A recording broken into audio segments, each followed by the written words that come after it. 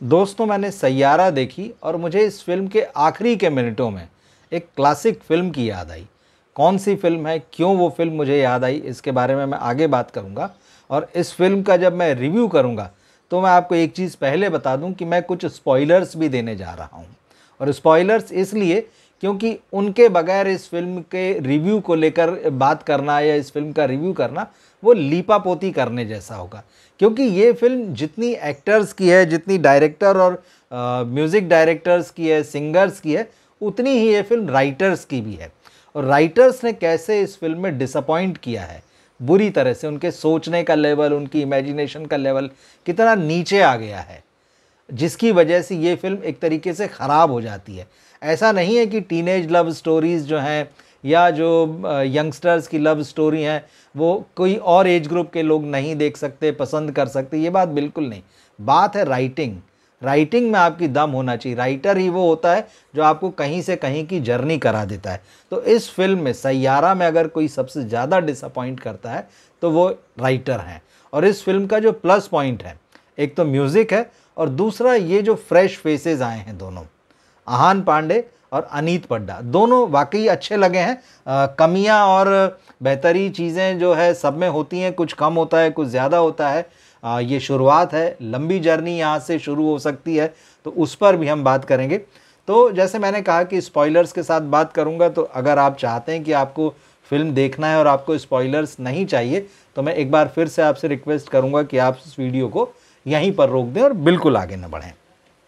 अब जहाँ तक इस फिल्म की बात है, सैयारा की कहानी बहुत ऐसा नहीं है कि बड़ी एक्सक्लूसिव है, बड़ी नॉर्मल सी कहानी है। यंग लड़का लड़की हैं, उनकी मुलाकात होती है। लड़की का एक पास्ट रहा है, बात शादी तक पहुंच गई थी, कोर्ट में मैरिज होने वाली थी, ऐन मौके पर लड़का नहीं आया, जबकि दोनों की फैमिलीज आ चुकी थी।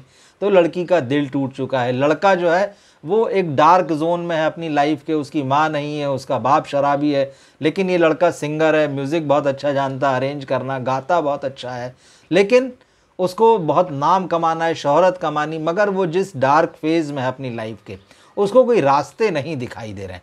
तो जब ये दोनों लड़का लड़की मिलते हैं, और ये लड़की जिसका दिल टूटा हुआ है पिछली रिलेशनशिप में, बहुत अच्छा लिखती है, वो जर्नलिस्ट बनने जाती है एक अखबार के दफ्तर में, और वहाँ पर इन दोनों की मुलाकात होती है और उसकी डायरी इस लड़के को मिल जाती है और वो उससे कहता है कि ये तुम बहुत अच्छा लिखती हो, और फिर वो ऑफ़र करता है कि तुम मेरे लिए गाने लिखो या जो उसका बैंड है उसके लिए गाने लिखो। लड़की तैयार हो जाती है और यहाँ से जब दोनों एक दूसरे के साथ अपनी लाइफ की बातें शेयर करते हैं तो फिर एक दूसरे के करीब आते हैं, दोनों को एक दूसरे से प्यार होता है और लाइफ में आगे बढ़ने लगते हैं।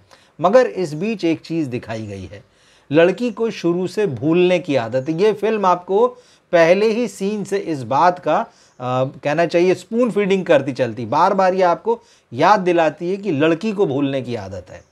कहीं वो डायरी भूल जाती है, कहीं कुछ भूल जाती है, कभी दिन भूल जाती है, मतलब उसको भूलने की आदत है। तो ये बात आपको हर थोड़ी थोड़ी देर में याद दिलाई जाती है, जब तक कि एक फिल्म में वो पॉइंट नहीं आता है कि लड़की को भूलने की बीमारी है। और कौन सी बीमारी है? अल्जाइमर्स की बीमारी है। लेकिन अल्जाइमर्स के बारे में एक नोन फैक्ट ये है कि ये आमतौर पर बुढ़ापे में होता है, 65 साल की उम्र या उसके बाद होता है। हालांकि उससे पहले जब ये होता है, जो अर्ली अल्जाइमर्स कहा जाता है, ये भी होता है 40-45 की एज में जाकर, यहाँ से इसके सिम्टम्स मिलते हैं और यहाँ से दिखता है। लेकिन यहाँ तो ऑलमोस्ट टीनेज जैसी स्थिति बताई है। तो यहाँ पे डायरेक्टर जो है फिल्म के एक सीन के माध्यम से, डॉक्टर के माध्यम से बताता है कि चाइना में दुनिया में एक केस आया था। अब वो जो एक्सेप्शन है उसको लेकर इस लड़की का कैरेक्टर गढ़ा गया है और यहीं से कहानी में तमाम ट्विस्ट आते हैं, जो कहानी में उतार चढ़ाव आते हैं, जो भी चीज़ें बुनी जाती है वो इसी उस पर कि भाई ये लड़की जो या तो टीनेज से जस्ट अभी अभी निकली है, उसको ये बीमारी जो है उसने जकड़ लिया है और अब उसको प्यार तो हो गया है। जब प्यार हो गया है और ये बीमारी सामने आ गई है, वो सबसे छुपाती है, परिवार से छुपाती है, प्रेमी से छुपाती है, लेकिन आखिरकार ये बातें जो है वो सामने आ ही जाती है। तब फिर क्या करें, क्योंकि फिर अपनी ज़िंदगी को लेकर डर जाती कि आगे पता नहीं क्या होगा, कैसे होगा। और वो ये भी नहीं चाहती कि जो मेरा प्रेमी है, जिसके बहुत बड़े बड़े सपने हैं, वो मेरी वजह से ज़िंदगी में कहीं अटक जाए, उसकी ज़िंदगी में मेरी वजह से ठहराव आ जाए, उसके सपने जो हैं मेरी वजह से पूरे ना हों। तो वो अपने आप को उसकी लाइफ से विड्रॉ कर लेती, वो गायब हो जाती, चली जाती, और इसके बाद फिर उसकी तलाश होती है। तो ये कहानी, अब क्या होता है क्या नहीं होता, ये सारी चीज़ें आप देखिएगा। तो सबसे पहली चीज़ कि आप एक एक्सेप्शन उठाते हैं कि दुनिया में कभी एक बार ऐसा हुआ था और उसको आप अपने कैरेक्टर में डाल देते हैं। चलिए ठीक है, आगे की कहानी आप फिल्म में देखिएगा, या जो बात मैंने आपसे कही। अब मैंने आपसे कहा था कि इस फिल्म के क्लाइमैक्स में मुझे एक क्लासिक फिल्म की याद आई, और वो फिल्म है सदमा, कमल हसन और श्रीदेवी। आपको याद होगा इस फिल्म में श्रीदेवी जब कमल हसन से मिलती है तो उसके पास याददाश्त नहीं होती, वो एकदम बच्ची की तरह होती है, और कमल हसन उसको बहुत केयर करके अपने पास रख के, और मतलब एक लंबा समय साथ में बिताते हैं। और फिर बाद में उस लड़की के माता पिता आते हैं कि वो लड़की खो गई थी, और फिर उसका इलाज होता है, उसकी याददाश्त लौट आती है। और जब उसकी याददाश्त लौट आती तो वो कमल हसन को नहीं पहचानती। वो जो आखिरी सीन है कि कमल हसन उसको, वो लड़की रेलगाड़ी में बैठी, श्रीदेवी रेलगाड़ी में बैठी है, और कमल हसन उसे याद दिलाने की कोशिश कर रहे हैं, वो जो सारी चीज़ें उसके साथ खेल जो खेला करते थे, उसको जो जिस तरह से हंसाने के लिए जो जो हरकतें किया करते थे, वो सब करते हैं रेलवे स्टेशन पर। और वो लड़की रेलगाड़ी से जाते हुए बस उसको देख रही। कमाल का दिल को छूने वाला क्लाइमैक्स था। आप सोचिए, जहाँ याददाश्त जाने आने की बात है तो एक फिल्म उसको किस हाइट पे ले जाती है, और एक ये फिल्म है सैयारा। आखिरी का क्लाइमैक्स इतना डल और इतना बोरिंग है कि वो जो शुरुआत से आप जो सारा म्यूज़िकल और कहानी में बहुत सारी गुंजाइश छोड़ते जा रहे थे, चलो ठीक है, एक नॉर्मल एक लव स्टोरी दिखाई जा रही है, इसमें ज़्यादा नयापन भी नहीं है, बड़ी गहराई नहीं, तब भी आप कि ठीक है, इससे एंटरटेन हुआ जा सकता है और नए लोगों के परफॉर्मेंस देखे जाते हैं। लेकिन जिस वक्त कहानी को हाइट पर ले जाना चाहिए था, वहीं आप उसको छोड़ देते हैं, और अजीब तरीके से क्लाइमैक्स होता है। जिस कहानी में इतना गहरा प्यार आप दिखा रहे हैं, इतना तनाव पैदा होते हुए दिखा रहे हैं, वो आखिरी तक जाते जाते तो कहीं की नहीं रह जाती। तो ये राइटर्स का फेलियर है। यही कहानी बहुत अलग हो सकती थी, बहुत बड़ी हो सकती थी, लोगों के दिल पे ऐसी छाप छोड़ सकती थी कि लोग उसको कभी ना भूलते। लेकिन बात वही है कि जब आपने तय ही कर लिया है कि हमको हल्की राइटिंग से ही काम चलाना है, हल्के राइटर्स से ही काम चलाना है, जिसमें कुछ सोचने की ज़रूरत नहीं, ना तो हमें अपनी इमेजिनेशन के घोड़े दौड़ाने हैं, ना हमें दर्शकों को जो है कुछ चैलेंजिंग देना है, आपको तो सिर्फ स्पून फीडिंग करनी है। तो इसलिए ये फिल्म जो है आशिकी 2 के लेवल तक नहीं उठ पाती है। आश्चर्य की बात यह है कि मोहित सूरी ने वो फिल्म बनाई थी, ये उस लेवल तक नहीं उठ पाती है, अच्छी होने के बावजूद। आप एक बार देख सकते हैं, अच्छी से मेरा मतलब यही कि इसे आप सिर्फ एक बार देख सकते हैं। और एक और खबर आ रही है कि ये फिल्म कोई ओरिजिनल फिल्म नहीं है। देखिए मज़े की बात, जब आप नकल करते हैं तो आप फंस जाते हैं। एक कोरियन फिल्म का नाम आ रहा है अ मोमेंट टू रिमेंबर। पूरा स्टोरी का जो ढांचा है वहाँ से इंस्पायर्ड है। आप इस फिल्म का नाम देख लीजिए, अ मोमेंट टू रिमेंबर। आप इसको गूगल पे सर्च करिएगा, आपको चीज़ें मिलेगी और आपको पता चलेगा कि वही फ्रेम आपने उठा लिया है। तो जब आप नकल करेंगे तो आप इस बात को भूल जाएंगे कि कोई ओरिजिनलिटी नाम की भी चीज़ होती है, वो आपके भीतर भी हो सकती है, आपको उसको ढूंढना पड़ता है। तो जैसे मैंने कहा, टाइम पास के लिए आपका कोई गर्लफ्रेंड है, आपका कोई बॉयफ्रेंड है, आपको फिल्म नहीं देखी साथ में बहुत दिनों से, आप जाके देख सकते हैं। कुछ मोमेंट्स आपको मिलेंगे जिसमें कि आप एक दूसरे से थोड़ा कनेक्ट फील करेंगे, थोड़ा इमोशनल हो जाएंगे, वो सारी चीज़ें हो जाएगी।